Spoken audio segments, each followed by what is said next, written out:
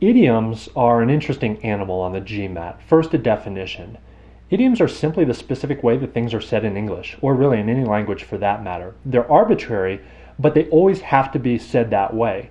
A funny cartoon here. Okay, now let the cat out of the bag, right? That's an idiomatic expression. That's just something that's colloquial to the English language. It's how we say it. We know what that means.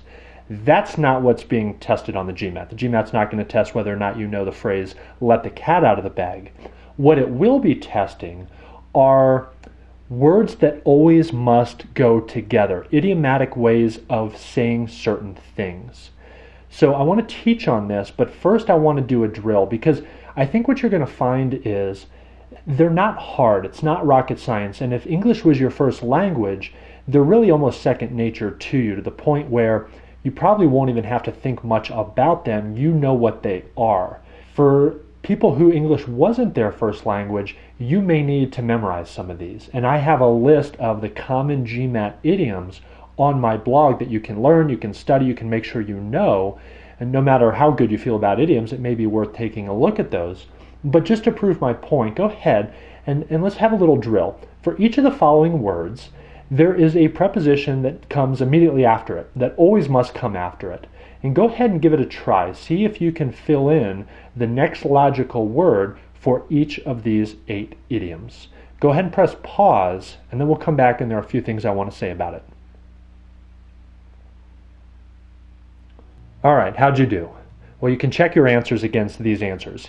And here's the point. Number 1, you are always able to do something. So hopefully the word you put there was to. You're able to do something. You're not able for something. You're not able about something. You're always able to do something. You're capable of finishing the test. You comply with the rules and regulations. It's always comply with. That's the idiomatic expression, the way that we say it in English.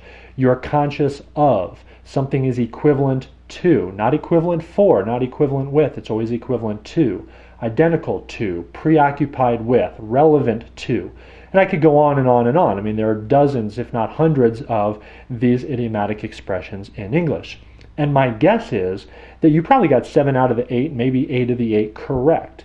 And so if you're just asked in a simple drill like this to do it, it's actually not that difficult. We know what these are, or can at least study them and make sure we know them. But sure enough, what does the GMAT like to do? Don't forget to use the bracketing technique to detect improper idioms. Because just as the GMAT likes to separate the subject and verb as far apart as possible, we know subject-verb agreement, and yet sometimes it's hard to pick up on that. Same thing with idioms. If broken down, we would know what the idiom is, but here's the problem. We might not pick up on it because it's separated within the sentence. The GMAT often separates the parts of an idiomatic phrase by prepositional phrases, clauses set off by commas, all sorts of other superfluous language. And so we want to wade through all of that just as you have been taught using that bracketing technique. Let's look at this example to show you what I'm talking about. The plot of The Bostonians centers on the rivalry between Olive Chancellor, an active feminist, with her charming and cynical cousin, Basil Ransom, when they find themselves drawn to the same radiant young woman whose talent for public speaking has won her an ardent following.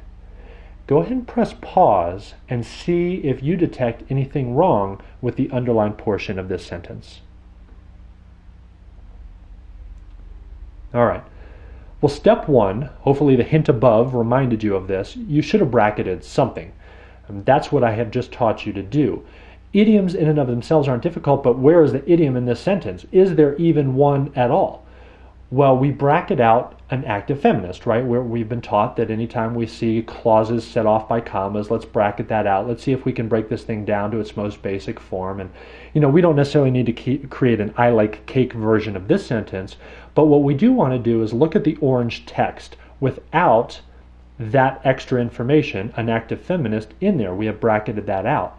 And now what are we left with? We're basically left with something that says, okay, the rivalry, something between two people, right? Between Olive Chancellor with her charming and cynical cousin, Basil Ransom, right? So really, what this is saying is there's a rivalry between two people.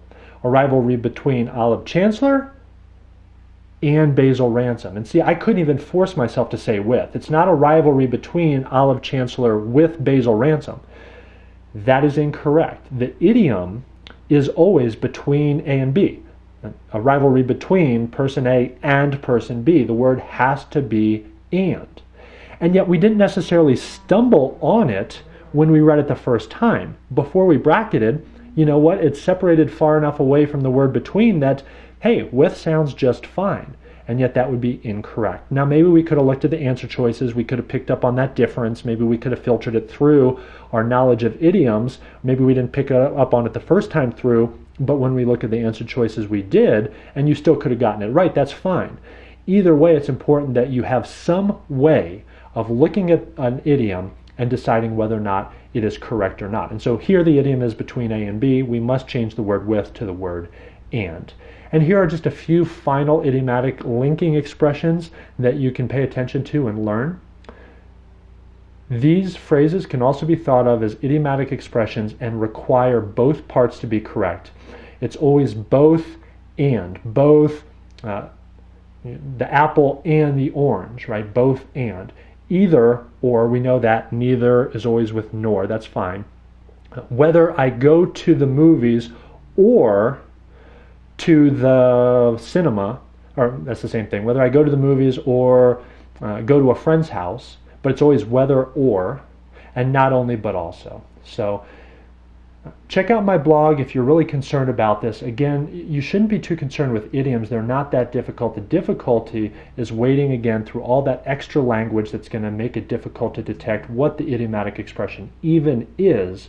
Learn these common linking expressions as well, and I know you'll just do fine on idioms on the GMAT. And with that, let's turn our attention to the final point of grammar to discuss, and that is verb tenses.